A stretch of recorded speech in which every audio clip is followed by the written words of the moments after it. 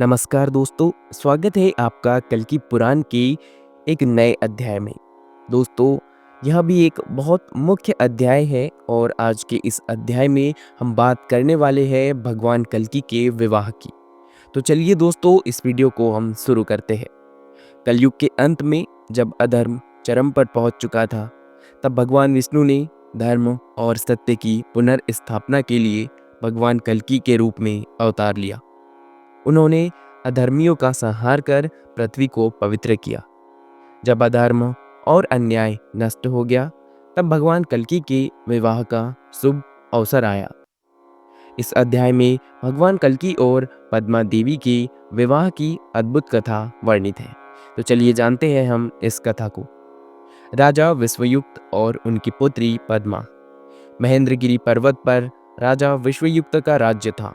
वे बहुत ही धर्मपरायण, सत्यवादी और वेदों के ज्ञाता थे। उनकी एक अत्यंत सुंदर, तेजस्वी और गुणवान कन्या थी, जिसका नाम था पद्मा। पद्मा के रूप और गुणों की चर्चा चारों दिशाओं में फैल चुकी थी। पद्मा का सौंदर्य और गुण। पद्मा इतनी सुंदर थी कि उसे देखकर सभी देवकन्याएं भी लज्जित हो जाती थी। वह न केवल रूपवान थी, बल्कि अत्यंत बुद्धिमान और धर्मपरायण भी थी। वेदों और शास्त्रों का ज्ञान रखती थी और हर समय भगवान विष्णु की आराधना में लीन रहती थी। उसने संकल्प लिया था कि वह भगवान विष्णु को ही पति के रूप में वरण करेगी। नारद मुनि का आगमन और विवाह का प्रस्ताव। जब पद्मा विवाह योग्य हुई, तब राजा विश्वयुक्त को चिंता हुई कि किसके साथ उसका विवाह किया जाए। उसी समय देवर्षि नारद वहां आए और उन्होंने कहा, हे राजन, आपकी पुत्री अद्वितीय सौंदर्य और गुणों में संपन्न है। उसका विवाह भी एक अद्वितीय पुरुष से ही होना चाहिए। राजा विश्वयुक्त ने पूछा, हे मुनि, कौन ऐसा पुरुष है जो मेरी पुत्री के योग्य है? तब नारद मुनि ने कहा, भगवान विष्णु स्वयं इस युग में अवतरित हो चुके हैं। उन्होंने अधर्म का नाश कर पृथ्वी को पवित्र किया है। वे ही तुम्हारी पुत्री के लिए सर्वश्रेष्ठ वर है। यह सुनकर राजा विश्वयुक्त अत्यंत प्रसन्न हुए और उन्होंने भगवान कल्कि के पास विवाह प्रस्ताव भेजने का निश्चय किया। भगवान कल्कि का राजा विश्वयुक्त के नगर में आगमन। जब भगवान कल्कि को राजा विश्वयुक्त के संदेशवाहक ने विवाह प्रस्ताव सुनाया, तब वे अत्यंत प्रसन्न हुए। उन्होंने इसे भगवान विष्णु की इच्छा मानकर प्रस्ताव स्वीकार कर लिया। अपने दिव्य घोड़े देवदत्त पर सवार होकर वे अपनी सेना और ऋषि मुनियों के साथ राजा विश्वयुक्त के नगर पहुंचे। जैसे ही भगवान कल्कि नगर में पहुंचे, वहां का वातावरण दिव्यता से भर गया। भगवान कल्कि और पद्मा का प्रथम मिलन। जब पद्मा ने भगवान कल्कि को पहली बार देखा, तो वह उनके तेजस्वी स्वरूप को देखकर मोहित हो गई। उसके हृदय में विचार आया, यह वही पुरुष है जिनकी मैं वर्षों से प्रतीक्षा कर रही थी। भगवान कल्कि ने भी जब पद्मा को देखा, तो वे समझ गए कि यह वही देवी है जो उनके जीवन की संगिनी बनने के लिए आई है। दोनों के बीच आंखों ही आंखों में एक दिव्य संवाद हुआ। भव्य विवाह समारोह। राजा विश्वयुक्त ने विवाह की सभी तैयारियां की। पूरा नगर उत्साह से भर गया और सभी देवता भी इस विवाह को देखने के लिए एकत्र हुए। विवाह के दिन भगवान कल्कि सोने के रथ पर सवार होकर बारात लेकर आए। देवता, ऋषि मुनि, अप्सराएं और गंधर्व भजन गा रहे थे। पूरे नगर में हर्ष और उल्लास का माहौल था।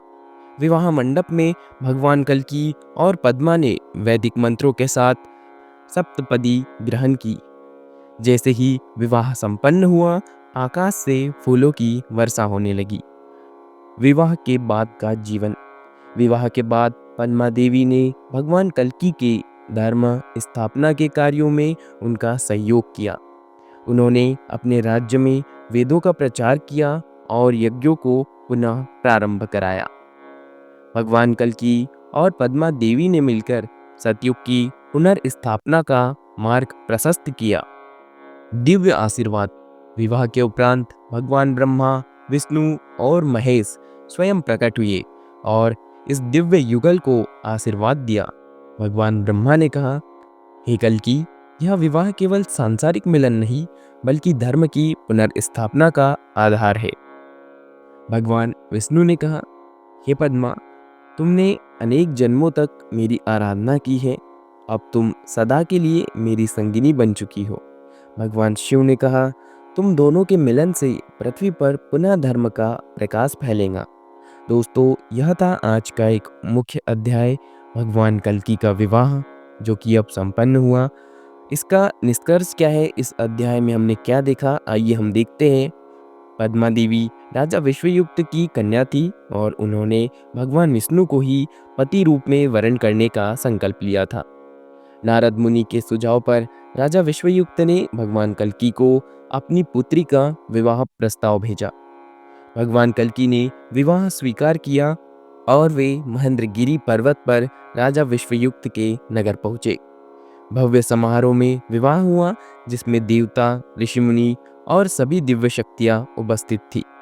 विवाह के पश्चात पद्मा देवी ने भगवान कल्कि के साथ धर्म और सतयुग की पुनर्स्थापना में योगदान प्रदान किया।